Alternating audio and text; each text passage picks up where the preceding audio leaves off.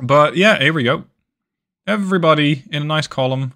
It's all sorts of different nationalities. Look at these things wedged in between the Hachiki Shikis. And there's an automatic and some more NTR to follow it up with. So, is this gonna go well?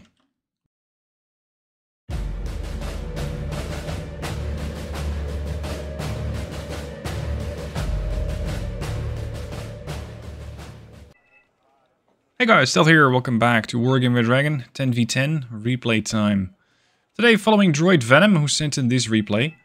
It's a bit of an unusual map, as he put it, and I agree, you don't see this map very often. You got all these funky sidelines on this map. It's tricky to really get any good bearing on towns like these, for example, without exposing too much of your vehicle or infantry and trying to get to the objective. So, well, why play the objectives? It's destruction anyway. And destruction is exactly what Droid Venom and Slacks have planned. You see, they have a couple of tanks. And when I mean a couple of tanks, I mean they have a lot of tanks. We're seeing Centurion Marksman for NTR, which is essentially a tank, just with an NTR mount on it. We have Chieftain Mark IIs, we have SDR V121s, Nanion Shiki E, even a couple of Hachikyu Shiki, in case you need to do a bit of anti-infantry warfare. And some more anti-air from Tapir as well. So, where are you going to take an armored column like this? Through the middle? Down the road? Parading it around the map? No, we're not going to do that. They're going to go right off to the left flank. And just look at this column. It's it's glorious. It makes absolutely no sense. But yeah, here we go. Everybody in a nice column. All sorts of different nationalities. Look at these things wedged in between the Hachiki Shikis. And there's an automatic and some more NTR to follow it up with. So, is this gonna go well? Well, it's either double or nothing. Generally with these pushes, it's double or nothing. A Cayuse, which is scouting up ahead, has already spotted an interesting choice of command vehicle in the form of an HK-61 Commandney. I don't recall ever seeing one of these, but okay. I don't personally use command helicopters for anything, because I don't trust them. There's a lot of motivation. Go, go, go, says Tapir. You need to get out there. Holy Alcoholic von Liquor, that's a fantastic nickname, is holding the town with 30 light riflemen, but they don't have to hold until relieved, because the relief forces have already arrived. So they can move up with their Humvees if they so choose. Red 4 so far has scored 115 points, 285 for Blue 4. If this column gets detected, they're going to be in trouble. Because one or two cluster bombers, let's say a MiG-25 RBT, and all of a sudden this column ceases to exist. Now, the rest of the map, as we wait for this column to make its presence more known to Charlie, the rest of the map seems fine. We got some skirmishing over here with a couple of different nationalities. We got the Crotal, we got the Leclerc, the Fox, we got some transports and bombing runs happening on towns here. Overall, it's pretty quiet. There's not a lot of Red 4 to be seen for the moment. That is about to change as one single and rather unhappy BTR-50, and well, maybe not a single one, encounters the column. And there is more information being gathered by Red 4. They want to know exactly what the hell this is. So a Hera 2 flies over and promptly ceases to exist, as it immediately gets taken down by the Centurions. These things are stabilized, not stellar, but 35%, but well enough. The command helicopter gets detected, and yeah, a MiG-25 gets spawned in, a MiG-17 gets spawned in, but I think they do not have recon. Automatic and the EOTS Eyehawks are wiping out aircraft left and right, and despite an IL-102 making it through, the Chieftain takes a bit of a scratch, but basically gets pushed out of the way by the rest of the column as they move up. The CV over here is being moved out of the way, and I'm not sure why, but this column doesn't stop for anything. So the Chieftains, as well as a Challenger 1 Mark II, up ahead, but trailing is a Command Chieftain. Command Chieftain Mark 10. If they capture this, they can immediately resupply, you bring in more forces, and basically wrap up whatever Red 4 has left, which is at this point not that much. As a MiG-29 912 being flown in is not the right choice of bomber for this particular mission because you don't need high explosive damage on stuff like this. You really don't, because the Challenger essentially doesn't care. The Nanion Shikis and the Chieftains might care a little bit, so long as they don't hang out in this hell of napalm. But even if they do, they can immediately capture the fob, resupply, repair, and continue their movement. And then MiG-29S comes in. This is, again, the wrong choice of bomber, as it's an HE. Pluto spawns in an MLU to try and take it down, and there goes 130 points for blue. A Seed aircraft comes in, which is, again, not the right call. Because you don't need Seed, you just need a whole lot more stopping power to deal with these armored vehicles. In this case, I'd say infantry with ATGMs at greater range, potentially over there. Something like this could pretty quickly slow this ambush down. Or, not, sorry, this ambush could slow this column down. Some vehicles were lost, sadly. You can see that there was cluster munition being fired at the potentially last known location of the command chieftain. But it doesn't matter, the sector is still under Blue's control. Blue at this point has scored a lot of points. There goes another MiG-912. Another Seed aircraft flies in, taking out...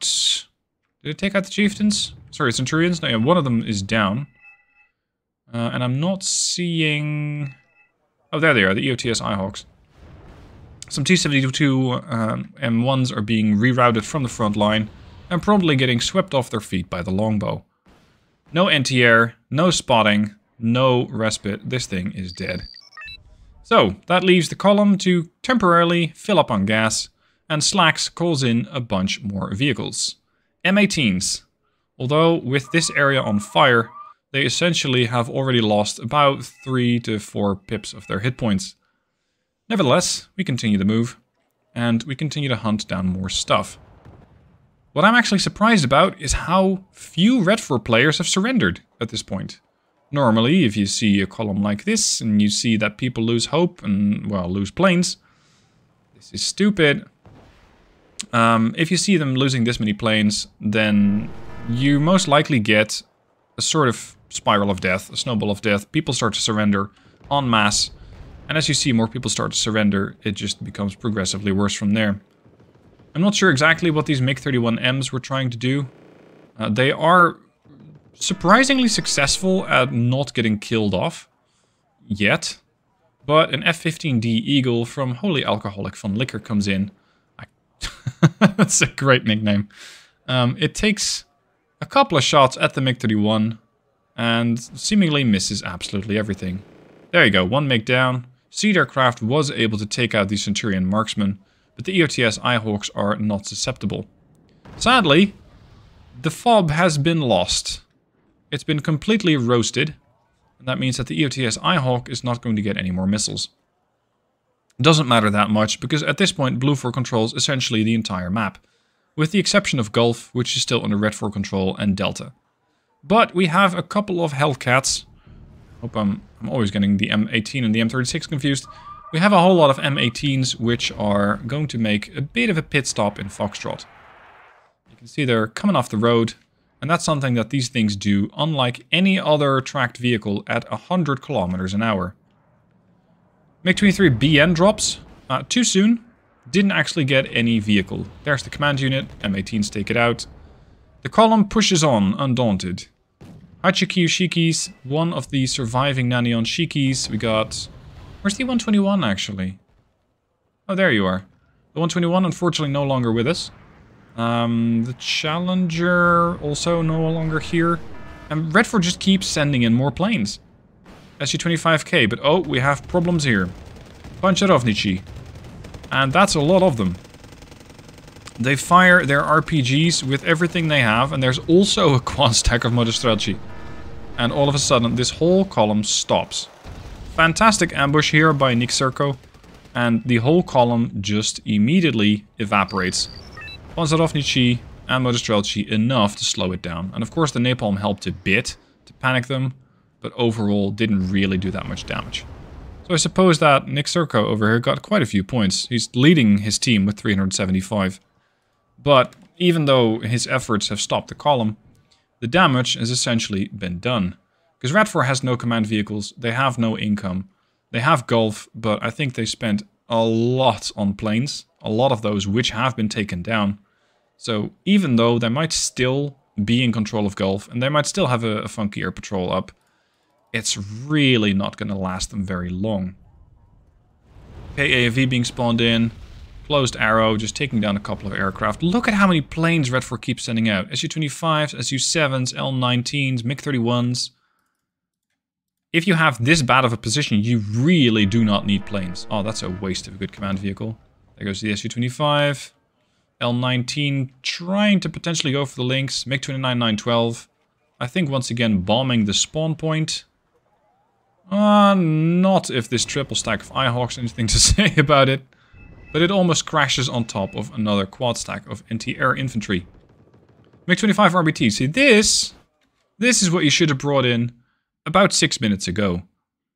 This is extremely dangerous to an armored column, as it will either eliminate a lot of vehicles or at least severely damage a bunch of them. There we go. Shot down. Blue 4 already has 70% of destruction points. And at this point, yeah, there we go. This guy surrenders. We still have some resistance over here from Nick Serco. BVP2s. There goes another red. Centurion taking down more reconnaissance, just blinding the enemy. And if you get this little corner of the map, you can even get a fob for free and eliminate their ability to spawn stuff in. But you won't get it easily. As of course, people will try to hold on to it.